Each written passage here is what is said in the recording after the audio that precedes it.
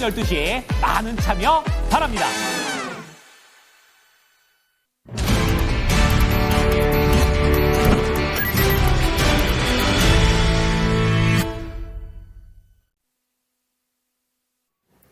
포인트입니다. 오늘 장 3가지 포인트 짚어보겠습니다. 함께해 주실 분 퍼스트 프라임 리서치 손효로 팀장입니다.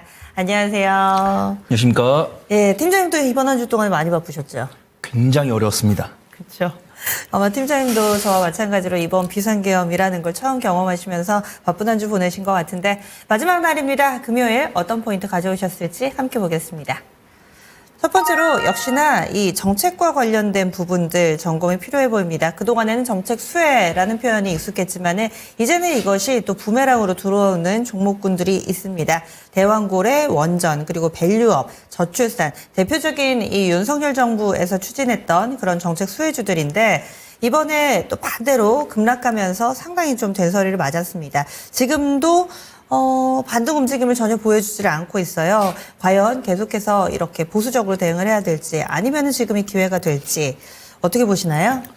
네, 앵커님은 정말 대단하신 것 같습니다. 제가 사실은 앵커님께 여쭤보려 했거든요. 이 계엄에 대해서 경험이 있으신지. 근데 앵커님께서 경험이 없다라고 딱 차단을 하시고 저 역시도 딱 얼굴에서 보면 아시잖아요. 계엄을 경험해 본 적이 없습니다. 물어보시면 화낼라 그랬어요. 이런 이야기를 하면은 45년 전에 계엄 일어났을 때 군생활 하고 있었을지 알까 이렇게 이야기를 하시는 시청자분들 계실 텐데 저는 경험해 본 적이 없습니다. 그래서 일단은 단기적으로 흔들림이 있겠지만 종목마다 대응 전략을 좀 바꿔볼 수 있다고 판단되고 있고 시국이 시국이니만큼 제가 오늘 3포인트를 준비를 했다고 해가지고 뭐 오늘 종가를 매수를 하기보다는 이런 종목들에 대한 이런 투자 인사이트가 있구나라고 생각을 해셔가지고 다음 주에 매수 타점 온다고 했을 때는 공략을 해볼 만하다라고 판단합니다. 그래서 대왕고래랑 원전이랑 밸류업이랑 저출산 4가지를 볼 건데 일단 결론부터 말씀을 드리면 저출산 같은 경우는 단기 관점으로 접근하시는 게 좋다라고 판단하고 있고 밸류업, 원전, 대왕고래 순으로 접근하는 게 맞다라고 판단됩니다. 그 다음에 제가 이 종목들이 만약에 부정적인 이슈가 나온 것은 맞지만 외국인과 기관의 매도가 아니라 개인 투자분들의 매도가 들어왔고 그 해당 섹터들마다 갖고 있는 투자 인사이트 재공략할 만한 포인트가 보여서 말씀을 드리려고 합니다. 일단 비상 계엄 진행에 따라서 뉴스가 너무 많이 나오고 있어요. 저 역시도 PD님께 자막을 드려야 되기 때문에 비상 계엄에 대해서 일간 불확실성 변동성 뉴스가 많이 나오고 있다고 하고 있고 지금은 속보로 아래로 뭐 야당에서는 뭐 대통령을 뭐 잡아야 된다. 그다음 여당 측에서도 뭐 대통령을 보호해야 된다. 아니면 대통령을 버려야 된다. 여당과 야당 대표가 만난다. 혹은 대통령이 여당과 먼저 만난다. 이런 속보가 너무 우후죽순처럼 나오고 있기 때문에 그에 따른 변동성이 나올 거다라고 판단합니다. 네, 그다음에 잠시만요. 네네. 그러면 지금 말씀해 주셨으니까 바로 나오는 업데이트된 내용들을 좀 전달을 해드려야 될 것 같은데 지금 속보를 통해서 계속해서 전해드리고 있습니다. 일단은 윤석열 대통령 그동안에 뭐 사우디 대사를 뭐 국방장관의 후임으로 임명을 하고 이런 행보는 있었지만 공식적인 행보는 없었는데요. 지금 윤 대통령 국회로 이동할 예정이다라는 내용이 전해지고 있습니다. 그리고 이와 관련해서 민주당이 이 윤 대통령 국회 들어오는 거 막아야 된다라면서 양쪽에서 첨예한 대립을 이루고 있고요. 그리고 눈에 띄는 부분이 우원식 국회의장이 3시 20분, 시간도 참 절묘합니다. 3시 20분, 우리 동시호가 들어갈 때 딱 그때 긴급 성명을 발표할 예정입니다. 마감 즈음까지도 급변할 예정인데요. 이렇게 속보가 들어와 있는 상황입니다. 그러면 조금 더 얘기 이어서 가볼게요. 네, 그래서 지금 요거는 경제방송이기 때문에 뭐 탄핵이 될까 안 될까 이야기는 하는 것은 부적절하다고 판단을 하고 있고요. 그리고 아무도 모르잖아요. 아무도 모릅니다. 네, 맞아요. 근데 중요한 것은 무엇이냐면 지금 발생하고 있는 리스크가 비체계적 위험이 아닙니다. 체계적 위험이기 때문에 시간을 둔다고 했을 때는 결과적으로 제자리로 돌아갈 거다. 그런 부분들이에요. 근데 안타깝게도 제가 대왕고래를 원전이나 밸류업보다는 후순위로 뒀다는 것은 대왕고래는 아무래도 빛을 보기 쉽지 않을 거다라는 제 판단이 들었기 때문입니다. 그래서 대왕고래 예산 같은 게 원전도 제가 자세히 읽어보니까 원전도 예산이 많이 삭감이 됐더라고요. 그다음에 대왕고래 같은 경우는 98% 예산이 삭감이 됐는데 그럼 대왕고래를 아예 접어야 되냐라고 생각하시는 분 계실 텐데 두 가지 대책이 떠오르더라고요. 근데 공식적으로 정부에서는 어떻게 하겠다고 발표 안 했기 때문에 그냥 제 사견입니다. 첫 번째로는 국채를 발행해서 약간 자금 조달해가지고 사업을 진행을 하는 거죠. 근데 그거는 이제 여소야대이기 때문에 쉽지 않을 거다라고 판단을 하고 있고 두 번째 방법은 이제 외국 기업으로부터의 자금 유치인데 저는 이거를 이제 엑슨모빌이랑 아람코한테 좀 물어봐야 될 것 같아요. 근데 지금 당장 이런 식으로 물어봤을 때는 아람코랑 엑슨모빌 자체도 부담스럽기 때문에 대답을 좀 확고히 안 할 거다라고 판단하고 있고요. 지금 이 두 번째 안은 이미 좀 진행되고 있잖아요. 얼마 전에도 이 대형거래 관련해서 외국 기업이 같이 한다라는 뉴스 나올 때마다 국내 관련주들 들썩였는데. 그렇죠. 그래서 지금 아람코나 엑슨모빌 같은 경우도 한국석유공사 입장으로 투자를 진행을 하겠다라고 일단은 되놓은 상황인데 지금도 미국 국방부 장관이라든가 뭐 대마부 장관이라든가 이런 부분들도 방안을 철회하거나 지연하고 있는 부분들이 있기 때문에 네. 그런 불확실성을 좀 체크를 해봐야 된다라고 판단됩니다. 그래서 대왕거래 같은 경우는 지금 한국가스공사는 외국인과 기관의 매도세가 많이 나오고 있는데 오히려 태광이나 성광밴드 이런 종목도 오히려 개인 투자분들께서 매도를 하고 있어요. 그래서 저는 대왕거래를 가장 순위를 뒤로 밀었기 때문에 지금 당장에 매수를 하기보다는 이 아람코랑 엑슨모빌이 한국석유공사에 대한 투자를 철회하는지 안 철회하는지를 보고 결정한 게 맞다라고 판단하고 있고요. 원전 같은 경우도 그나마 대왕거래보다는 우선순위지만 이것도 긍정적으로 투자를 하려면 조금 기다려야 된다고 판단하고 있습니다. 이 원전이라는 게 결국 AI 데이터 센터랑 전력 설비를 돌리기 위해서 필수 불가결한 상황인데 아마존이랑 MS 같은 경우는 SMR을 진행을 하겠다고 이야기를 한 상황이고 저는 프랑스 대회도 요즘 부각이 되고 있는데 프랑스의 마크롱 대통령도 굉장히 그 맞아요. SMR을 적극적으로 진행을 했던 대통령이기 때문에 그분의 위신이 흔들렸을 때는 약간 SMR에 대한 단기 투심 이탈이 있을 수 있다. 그래서 만약에 지금도 만약에 정말 윤석열 대통령이 탄핵이 돼가지고 야당이 새롭게 집권했을 때는 저는 궁금해요. SMR을 완전히 없앨지 혹은 SMR에 대한 예산을 줄인 상태로 천천히 진행을 할지 아니면 우리가 약간 좀 생각을 잘못했다. 이 AI 데이터 센터를 돌리기 위해서는 전력 수급이 중요한데 그만큼 원전이 필요한 것을 간과했다고 있다라고 하면서 계획을 바꿀지 그건 모르겠습니다. 근데 제가 그래도 대선 투표 한 4번 정도 참여를 해본 결과 야당 같은 경우는 아무래도 제가 맨 마지막에 말씀드렸던 것 같기보다는 일단은 SMR은 실효는 맞는데 우리가 이렇게 우리는 좀 강조하는 신재생 에너지 쪽이 있기 때문에 그쪽으로 한번 돌파를 해보겠다. 이런 식으로 나올 가능성이 높기 때문에 SMR 좀 쉽지 않을 거다라고 보고 있는데 제가 그래도 이 섹터들을 갖고 온 이유가 기관과 외국인의 매도세는 솔직히 수요일 날 많이 나왔어요. 수요일 날 많이 나온 다음에 어제랑 오늘은 음봉이긴 하지만 개인 투자분들의 매도가 나오고 있습니다. 그다음에 앞에서도 연수 전문가께서 말씀해 주신 게 개인 투자분들께서 반대 매매나 아니면 기대감에 베팅했던 것들을 후회하면서 투매를 진행을 하고 있기 때문에 오히려 이런 것들을 기회로 좀 삼아보면 좋을 것 같다라고 판단을 하고 있고요. 밸류업 같은 경우 저는 조금 기회다라고 보고 있고요. 외국인과 기관이 명확하게 매수를 하고 있는 섹터가 밸류업입니다. 그래서 원전 같은 경우는 제가 언급한 종목들 외에는 외국인과 기관의 매도세가 나오고 있어요. 근데 밸류업 우리가 은행이나 손해보험 같은 경우는 KB금융을 제외하고는 외국인과 기관이 다 사고 있습니다. 그래서 음봉이지만 개인 투자분들이 투매하고 있고 외국인과 기관이 사고 있고 그들은 올해 배당을 얼마 할지랑 그들의 올해 실적이 얼마가 나올지랑 주주환원 정책을 이미 공시한 기업들이 있기 때문에 상대적으로 무위험 수익률을 책정할 수 있습니다. 그래서 내가 만약에 정말 성장성에 베팅한 종목이라고 한다면 이 섹터들이 성장성을 다시 갖출 수 있는지 확인하는 시간이 필요하고 밸류 같은 경우는 아무래도 명확하게 우리가 위험 수반 없이 가져갈 수 있는 수익률이 거의 확정이 되어 있다 보니까 일단은 밸류부터 관심을 가진 다음에 나머지 섹터들은 이런 리스크들이 사라지는 걸 보고 매매에 임해보는 게 좋을 것 같다. 그렇게 판단하고 있습니다. 그럼 4가지인데 매력도 순으로 나열해 주신다면요? 그렇죠. 일단은 제가 탑픽으로 2개를 갖고 왔는데 네. 단기 관점으로 접근해야 될 섹터는 저출산이다라고 판단을 하고 있고요.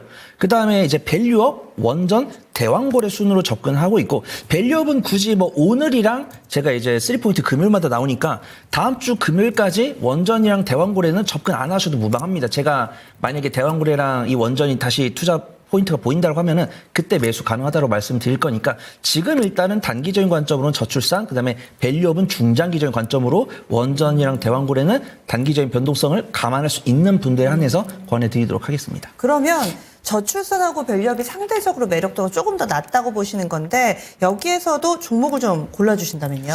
네, 우선은 출산 장려 정책은 종종 말씀드렸죠. 이제 이번에 대통령 대선 때도 이 관련 종목들이 부각이 됐기 때문에 매매 관점으로 보시라고 말씀드린 이유가 꾸준하게 정부 정책은 나오는데 실적이 개선된 종목이 없습니다. 그래서 내가 변동성을 감안할 수 있다고 한다면 꿈비나 제로투세븐이나 삼성출판사나 SAMG 엔터 이런 종목들을 권해드릴 수 있어요. 근데 제가 누누이 말씀드렸다시피 저는 증권 전문가이기 때문에 당연히 적자 기업은 좀 권해드리기 어렵고 시가총액도 너무 소규모 종목이면 안 되기 때문에 저는 아가방 컴퍼니를 좀 말씀을 드릴게요. 아가방 컴퍼니 같은 경우는 이제 유아용품 관련 종목들 이제 사업을 영위를 하고 있고 연간 실적이 유일하게 흑자를 기록하고 있습니다. 시가총액도 1,500억 정도 되고 있고 국내에서 안정적인 매출을 기록을 하고 있고 정부에 대한 글쎄요, 과연 탄핵이 될까 안 될까 그건 모르겠습니다. 근데 탄핵이 되든 안 되든 간에 그 미래를 바라보는 인사이트가 있기 때문에 좀 아가방 컴퍼니 좀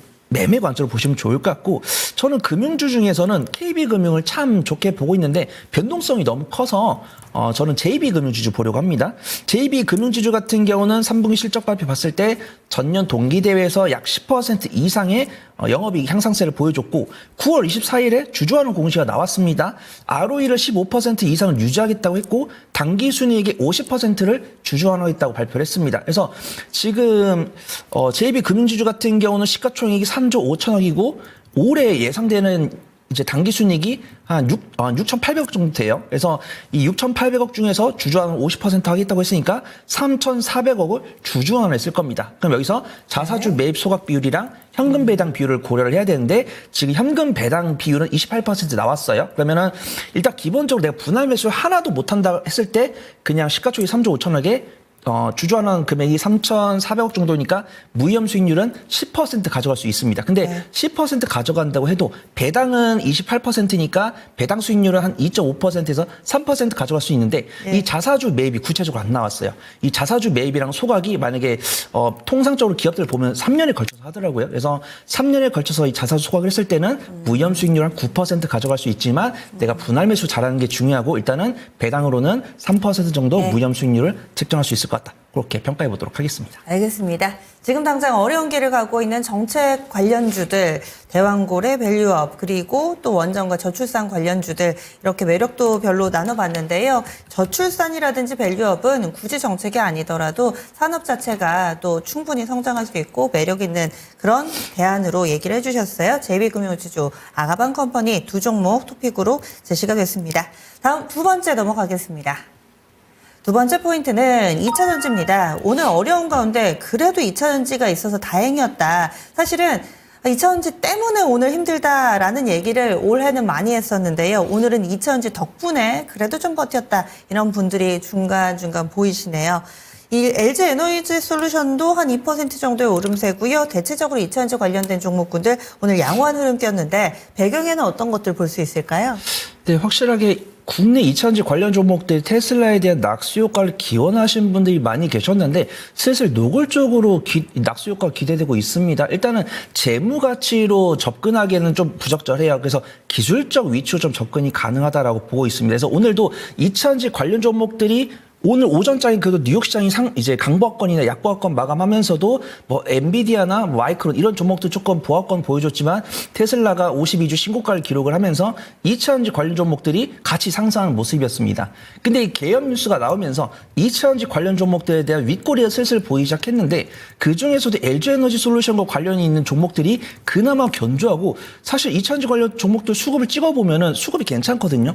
음봉이긴 하지만 외국인과 기관이 개인 투자분들 매도세를 받아주는 모습이기 때문에 나는 2차 전지를 오늘 사가지고 내일 수익 청산하겠다라고 하신 분들께는 권해드리기 어렵겠지만 2차 전지를 신규 매수를 해볼까 하는데 기술적 위치가 어떤가요? 라고 하신 분들과 2차 전지를 내가 이미 보유하고 있는데 2차 전지를 포기를 해야만 하는 건가요? 라고 생각하시는 분들께는 조금 안심하셔도 된다. 소가를 좀 내려놓으셔도 된다. 그런 말씀을 드리고 싶고요.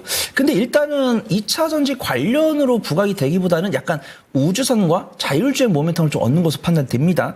지금 테슬라가 로보택시에 대한 기대감, 그 다음에 워낙 산업 효율부 장관의 내정이 되어 있기 때문에 그가 말하는 대로 이루어지는 경향이 있어요. 근데 지금도 우리나라 같은 경우도 우리나라 자체 수출 동향이 발표가 되지만 이제 글로벌 IB 같은 경우는 이제 S&E 리서치에서 세계 전기차 판매 동향을 발표합니다. 그래서 저도 오늘 이 리포트를 봤는데 세계 전기차 판매 비중이 전년 동기 대비해서 23.7% 증가했다고 합니다. 그래서 세부 내용을 보니까 이게 중국 시장도 포함을 한 것 같아요. 그래서 2차 전지 좋아하시는 분들께서 이 중국 시장을 포함한 데이터를 별로 안 좋아하시는데 저도 테슬라가 물론 BYD는 전년 동기 대비해서 30% 이상의 매출 증가를 보여줬지만 테슬라 같은 경우는 약 1.1%의 매출 증가를 보여줬습니다. 근데 이게 사실 중국 시장을 포함을 한 것이기 때문에 중국 시장을 제외했을 때는 테슬라는 후퇴했다고 보는 게 맞아요. 근데 테슬라가 우상향을 했으니까 그 낙수 효과에 대한 기대감은 가질 수 있다는 겁니다. 그다음에 안타깝게도 제가 매일 이제 한국자원정보시스템 코미스에서 탄산리튬 가격을 확인을 하고 있는데 탄산리튬 가격도 76위안까지 올라왔지만 안타깝게도 74위안까지 좀 내려가는 모습들이고 저는 꾸준하게 2차전지 관련 뉴스를 리스트업을 하고 있는데 좋은 뉴스는 없어요. LG 에너지 솔루션이 이제 1공장과 2공장에서 거의 뭐 1억 톤 가까이의 이제 배터리를 만들겠다라는 이야기가 나왔고, 그 다음에 포스코 퓨처엠 같은 경우도 포스코 필바라 솔루션에서 이제 광양에서 1년에 전기차 100만 대분의 이제 양극재를 만들 수 있다라고 했는데 안타까운 거는 1년에 전기차가 50만 대가 안 팔립니다. 그러면은 아무도 이야기를 안 해요. 그러니까 공급광이다라는 이야기 안 하는데 저는 안타깝게도 저는 아무리 2차전지를 좋아하지만 인정하고 가야 된다는 겁니다. 그러면 2차전지를 왜 이야기를 하는 거냐라고 말씀하시겠지만 2차전지가 오르잖아요. 그래서 확실하게 뭐 고점에 올라간 종목들, 뭐 방산이나 전력 설비가 떨어지는 가운데 2차전지 사는 이 2차전지를 사고 있는 외국인과 기관은 바보가 아닙니다. 그들도 투자 인사이트, 그다음에 2차전지 업황 개선에 대한 기대감으로 미리 선점을 하고 있다는 부분들이에요. 근데 우리가 투자 원칙을 감안했을 때는 뭐 LG 에너지 솔루션도 12개월 선행포가 70이 넘어가고 에코프로 같은 경우도 12개월 선행포가 110이 넘어가고 포스코 퓨처 같은 경우도 50이 넘어가기 때문에 실질적으로 양심적으로는 사기는 부담됩니다. 하지만 이런 상황에서도 워낙 테슬라에 대한 이 훈풍 효과가 강하고 2차전지 관련 종목들이 산바닥권에서 바닥권에서 맥점 잡고 올라오는 모습이고 외국인과 기관의 수급이 들어오고 있기 때문에 2차 전지가 내키지 않으신 분들은 굳이 권해드리지 않겠지만 2차 전지를 가지고 그래도 에코프로 머티리얼즈나 이런 종목들은 뭐 전구체 공급 계약 이런 뉴스가 나왔을 때 10% 이상의 일간 변동성을 보여주고 있기 때문에 내가 단기 수익 관점으로 약간 리스크 감안하면서 매매할 수 있다라고 하신 분들께는 권해드리고 2차 전지 소가리를 너무 오랫동안 하셨던 분들께서도 그만큼 소가리를 덜 하셔도 된다 그렇게 좀 판단을 하고 있습니다. 네, 그래서 2차전지 현재 뭐 업황이라든지 이쪽에 완벽하게 돌아선 것은 아니지만은 현재 반등하고 있는 부분에 대해서 짚어봤는데 2차전지 토픽 간략하게만 좀 알려주세요. 네, 제가 테슬라의 밸류 체인을 보시라고 말씀드렸기 때문에 LG 에너지 솔루션과 LNF 보시면 좋을 것 같아요. LG 에너지 솔루션 같은 경우는 지금 AMPC 덕분에 근근히 이제 단기 순위 흑자를 기록을 하고 있는데 테슬라 CEO가 이제 트럼프 대통령도 IRA를 거의 폐지급으로 가고 있고 일론 머스크 CEO 같은 경우도 이 보조금을 안 줘도 된다라고 하고 있는데 다행히도 LG 에너지 솔루션 미드런덕은 테슬라이기 때문에 손해는 없을 거다라는 말씀은 못 드리겠지만 그 와중에서도 내노를 하고 있는 2차전지 배터리 기업들 중에서는 그래도 좀 훈풍을 입을 것이다라고 보고 있고 저는 빨리 이게 좀 공개가 됐으면 좋겠어요. LG 에너지 솔루션이 스페이스 X에다가 우주선용 리튬 배터리 납품할 때 몇 개 정도 납품이 될지랑 그게 단가가 얼마에서 LG 에너지 솔루션의 실적이 얼마나 반영될지 그걸 확인해야지만 밸류에이션을 해가지고 우리 시청자분들께 적정 가격을 좀 말씀드릴 수 있을 거다라고 판단되고 있고 LNF 같은 경우도 확인을 해야 될 것 같아요. 일단 대외적으로 나온 뉴스는 1,700억 규모의 해외 교환사채를 만기 전에 취득을 해가지고 소각을 했기 때문에 부채를 줄였다라고 보고 있고 증권사 리포트가 이제 북미양 수주를 통해서 내년에는 흑자로 전환될 가능성이 있다고 합니다. 그래서 일단 LNF, LG 에너지 솔루션을 보면서 제가 말씀드렸던 확인에 대한 뉴스가 확인됐을 때는 밸류에이션을 통해서 비중 조절할 수 있을 것 같다. 그렇게 평가해 보도록 하겠습니다. 예, 알겠습니다. LG 에너지 솔루션, LNF 2차전지 가운데서 골라봤습니다. 그리고 그 사이에 좀 어지러우시죠? 지금 계속해서 속보가 들어오고 있는데 그 가운데서 내용이 제가 이랬다 저랬다 저도 안 그러고 싶은데 계속 내용이 그렇습니다. 대통령이 이 국회 쪽으로 이동하고 있다라고 조금 전 속보가 나왔는데 오늘 대통령실에서 발표한 조금 전에 나온 내용에 따르면 대통령이 국회 방문을 하지 않는다라고 밝혔습니다. 그리고 우원식 국회의장의 이 기자회견 3시 20분에 성명 발표한다라고 제가 좀 전에 좀 애매한 시간이다 말씀드렸는데요. 이것도 없던 일이 됐습니다. 그리고 조금 전에 대통령실에서는 국회의원 체포와 관련해서 지시한 적 없다라고 입장을 냈다가 또 이 역시도 취소를 했다 등등의 이와 관련된 속보들이 끊임없이 나오고 있고요. 현재 국회에는 많은 취재진들과 또 벽을 이루고 서 있는 국회의원들이 여전히 대기를 하고 있는 모습이 여기저기에서 포착되고 있습니다. 다음 소식 넘어가겠습니다. 다음 포인트로는요.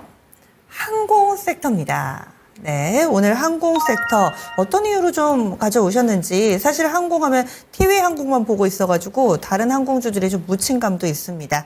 어디에 포인트 맞추세요? 네, 저는 좀 이런 불확실성이 보이는 시장에서는 그래도 믿을 것은 실적밖에 없다라고 판단을 하고 있고요. 저는 이제 항공주들이 실적이 잘 나오는 요인에 대해서 공부를 많이 하고 있는데 제 기준에서는 왜 항공주들이 실적이 잘 나오지라고 좀 의아할 수 있는데 리포트를 읽어보거나 주변에 좀 물어보면은 좀 이해가 되더라고요. 그래서 항공 관련 종목들이 사실 지금 어떤 이 계엄령 관련 리스크가 나오면서 우리나라를 여행 금지국으로 선정하는 국가들도 늘어나고 있고 그다음에 다른 나라에서도 우리나라 방안을 미루고 있기 때문에 항공주에 대한 불확실성은 가중이 될 수 있다고 합니다. 근데 증권계통에서도 오히려 이런 것들을 항공주의 저가 매수의 기회다라고 보고 있는데 그럼 정말 투자자들은 저가 매수의 기회다라고 보고 있는지 봤는데 수급이 괜찮더라고요. 음봉이지만 외국인과 기관의 순매수가 들어왔습니다. 그래서 제가 오늘 탑픽으로는 뭐 대한항공이나 뭐 아시아나항공 이런 것들을 말씀드릴 수 없을 것 같고 당연히 티웨이항공이나 예림당 같은 경우는 이미 뉴스가 부각이 됐기 때문에 단기적인 변동성을 선호하신 분들께 권해드릴 수 있어요. 그다음에 우리가 항공주들이 실적이 잘 나오는 기준은 보통은 유가가 저렴할 때 혹은 워낙 강세일 때 이런 때인데 지금 사실 아니죠. 그래서 리포트를 우리 애널리스트 분들이 하루 단위로 유가랑 원달러 환율을 체크해가면서 리포트를 쓰신 게 아니잖아요. 그래서 불과 일주일 전에 리포트가 나왔을 때는 항공주에 대한 긍정적 리포트가 나왔는데 그 일주일 사이에 원달러 환율은 1,340~50원에서 1,440원까지 갔다가 기금에서 원달러 환율 방어를 해주면서 1,310원대까지 왔다가 1,430원대까지 왔습니다. 그러면은 항공 관련 종목들한테는 우호적인 환경이 아니에요. 그러면은 이제 강달러가 됐을 때는 이제 유가가 올라가야 되는데 유가는 또 안 오르고 있습니다. 그다음에 저는 종종 물어보거든요. 전문가분들께. 전문가님 생각하시는 적정 유가는 얼마입니까? 라고 물어보시면은 보통 다 다른데 저는 개인적으로 경유 차량을 운행을 하고 있기 때문에 사실 유가가 60달러 이하인 게 좋거든요. 근데 많은 분들께서는 뭐 65달러도 저렴한 거다. 뭐 70달러도 저렴한 거다. 75달러도 저렴한 거다. 이렇게 말씀을 하시고 계시기 때문에 지금 WTI 선물 가격은 68달러이기 때문에 저는 개인적으로 항공주들에 대한 실적이 잘 나오는 게 의아하지만 잘 나온다라고 보고 있고 그래서 제가 정말 최종적으로 물어봤어요. 네. 저도 이제 옛날에 사회 초년생일 때 여행을 많이 못 갔거든요. 근데 이제 연애도 못 하고 있고 이제 일을 하는 족족 통장에 돈이 이제 쌓이다 보니까 슬슬 여행을 가기 시작했거든요. 네. 그래서 항공권 가격을 보는데 확실히 코로나19 때 정말 항공권이 쌌잖아요. 그다음에 이제 리오프닝 되고 나서 비싼 다음에 지금도 뭐 코로나19 뭐 재창궐, 뭐 호흡기 질병 재창궐, 그다음에 뭐 원달러 환율 상승 이런 것들을 감안했을 때 저는 항공권이 조금 비싸다라고 생각을 합니다. 그래서 항공권이 비싸다고 생각을 하는데 물어봤어요. 항공권이 싸냐 비싸냐 때 비싸대요. 근데도 여행을 가고 싶다라는 거예요. 그래서 이게 정말 트렌드가 바뀐 게 아무래도 어떤 가족을 구성하기보다는 약간 나의 인생의 조금 라이프 밸류를 따지다 보니까 약간 항공권이 비쌈에도 불구하고 난 여행을 다니는 게 좋다라는 이런 좀 제 또래의 평이 많다 보니까 맞아요. 항공 관련 종목들이 좀 실적이 잘 나온 것 같다라고 판단을 하고 있고 네. 지금 항공 관련 종목들도 연간 실적 기준으로는 실적이 우상 기준 맞아요. 근데 비수기라고 평가하는 게 1분기, 3분기고 그다음에 방학이 껴있는 2분기, 4분기 성수기가 이제 다가오다 보니까 이 겨울방학에 대한 성수기에 대한 기대감으로 항공 관련 종목들이 실적이 잘 나올 거다라고 평가를 하고 있고 대한항공이나 티웨이 네. 홀딩스처럼 이 항공주를 중심으로 한 종목들이 투심을 끌어주니까 공략을 하되 지금 이런 것들이 증권사 리포트가 많이 나왔으니까 박스권 하단부에서 외국인과 기관이 사주고 있으니까 일단 매수 관점을 보되 4, 4분기 실적 발표 전후로 비중 관리를 해보는 게 좋을 것 같다. 그렇게 평가해 보도록 하겠습니다. 지금 항공 섹터를 볼 때 가장 큰 키워드는 이거 아닌가 싶어요. 여행 금지 국가. 그래서 전쟁하는 나라도 심지어 우리나라 여행 금지 국가로 지정을 하고 대외 신인도 하락하고 이러다 보면 여행 많이 안 오고 항공 섹터 이런 가운데서 실적이 계속 좋을 수 있겠느냐. 여기에 대해서는 어떻게 보세요? 저는 이제 중국과 일본의 행동이 좀 중요하다고 판단합니다. 그래서 우리나라를 여행 금지국으로 이제 평가한 지정하고, 국가들 네. 보니까 우리나라를 많이 안 오는 국가들이에요. 뭐 동남아나 뭐 국력을 제가 무시한 건 아니지만 사실 좀 네네네. 약간 좀 GDP가 낮은 국가로 평가되는 종목들이 여행이 우리나라를 활발하지 이제 않은. 금지 국가로 하고 네. 있고 중국 같은 경우는 우리나라를 많이 방문하고 있고 우리나라 사람들 일본을 많이 방문하고 있기 때문에 그 두 국가가 우리를 어떻게 대하는지가 중요하다고 판단되고 있고 현재는 그런 뉴스가 나오기 전이고 매수하되 중국과 일본의 동태를 보면서 매매 방향성을 결정하는 게 좋을 것 같다. 그렇게 판단해 보도록 하겠습니다. 예, 알겠습니다. 여기까지 듣겠습니다. 오늘 말씀 고맙습니다. 감사합니다.